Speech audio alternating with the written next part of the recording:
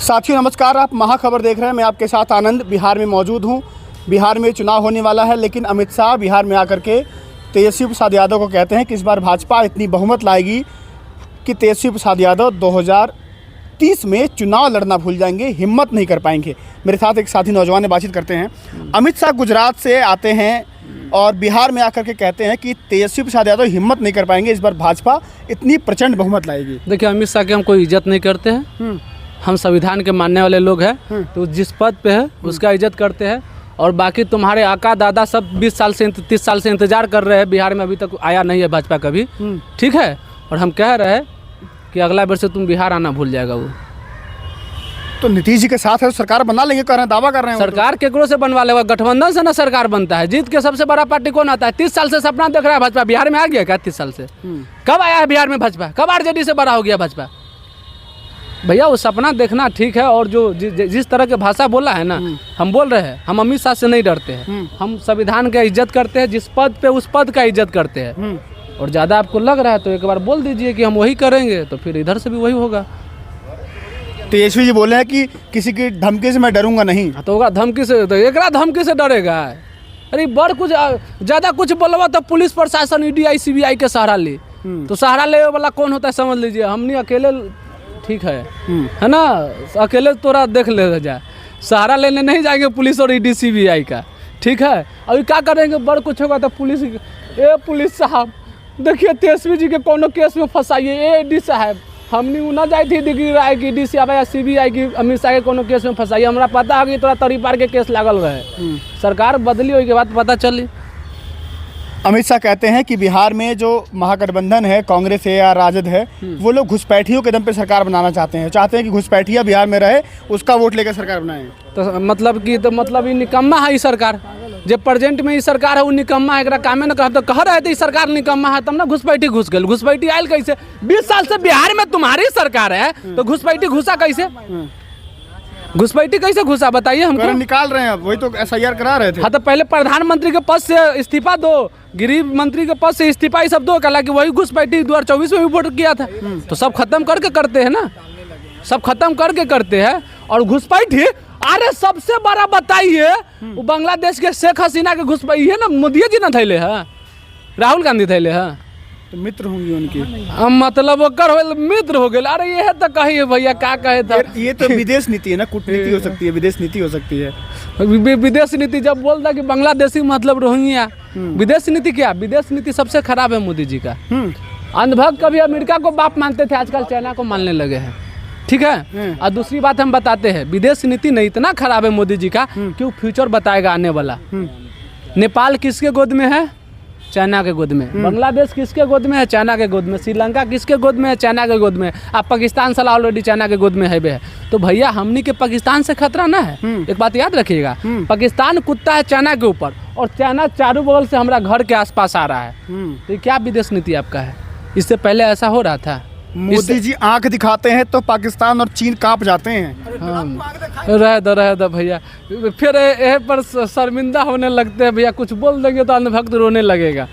ये सब बात नहीं कीजिएगा, तो क्योंकि हो सकता है चुनाव के टाइम है, हमारा मुंह से कुछ ऐसा निकल जाएगा। मोदी जी को मौका पर वॉर नहीं लिखवाते हैं, वो फोन करते हैं मोदी जी। फोन पे ऑपरेशन सिंदूर रुकवा दिए थे अमेरिका।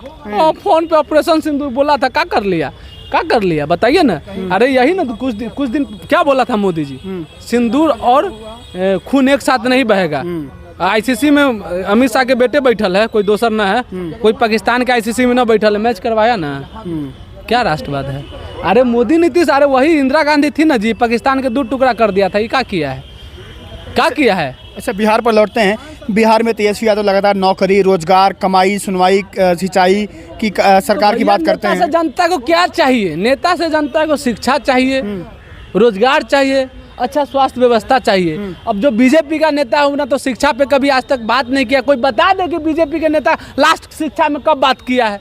कोई बता दे कि बीजेपी के नेता जाकर स्वास्थ्य मंत्री है जो कब हॉस्पिटल में गया है? लेकिन तेजस्वी यादव जब डिप्टी सीएम थे भैया, तो रोज शाम से स्टूडेंट से मिलते थे, उन्होंने शिक्षा पे बात करते थे, स्टूडेंटों को सबको रोजगार दिया, रात को हॉस्पिटल में जाता था। तो नेता को क्या चाहिए?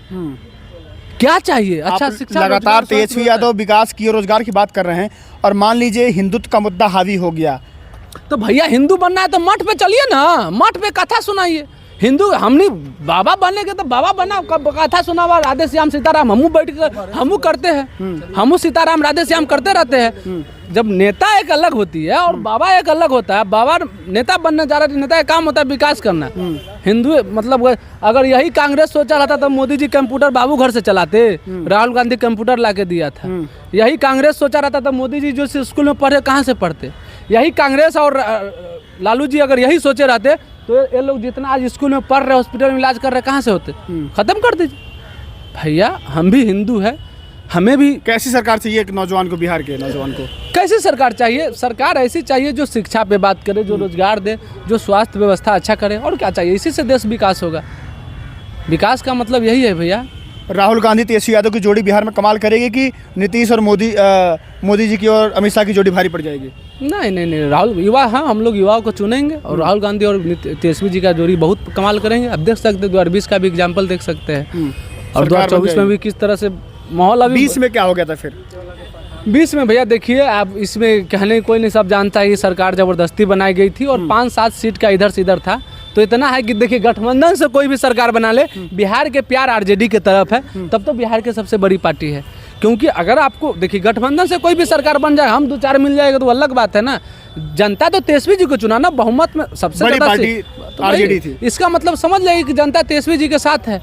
और आजकल आप रैलियों में भी देखते हैं, मोदी जी के रैली में भीड़ होता है, क्योंकि वो पैसे से बुलाया जाता है, वहाँ स्कूल बंद करवाया जाता है, महिलाओं को झूठ बोला जाता है कि आपको मीटिंग में महिला जब जाती है तो पता चलती है ललेंदर मोदी आयल है।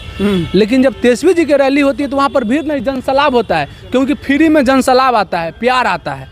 तो प्यार में तो भैया जनसलाब ही रहेगा ना। 2020 वाला खेल फिर हो गया तो क्या करेंगे आप लोग? हैं ना, तो भैया ये बार टाइट ही, ये बार गांधी जी के शांति पर हम देखिए, हम वो युवा है देश के जो गांधी जी के शांति भी पढ़े हैं और भगत सिंह के क्रांति भी पढ़े हैं। इतना दिन से गांधी जी के शांति पर चल रहे थे, अब भगत सिंह के क्रांति पर चलेंगे। एग्जाम्पल लद्दाख में देख ले होगा कल का भैला। चलिए, मेरे साथ साथी नौजवान मौजूद थे, इनसे बातचीत हुई। इन्होंने सीधे तौर पे कहा कि हम नौजवान हैं, नौजवान एक ऐसी सरकार चाहता है जहाँ पर शिक्षा, रोजगार, महंगाई, स्वास्थ्य, चिकित्सा की बात हो। वो नेता जा करके लोगों से मिले, नेताओं से मिले और काम करवाए उनसे। बाकी आप लोग हमसे जुड़ जाइएगा। फिलहाल के लिए नमस्कार।